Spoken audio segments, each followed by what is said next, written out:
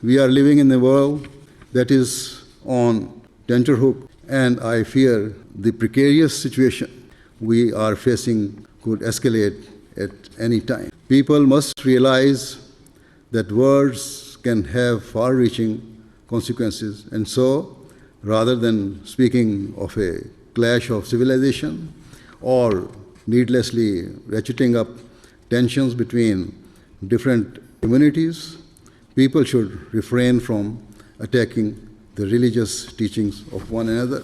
Instead of seeking to place restrictions upon the expressions of faith, we should recognize that we are all part of one human race, more connected than ever before.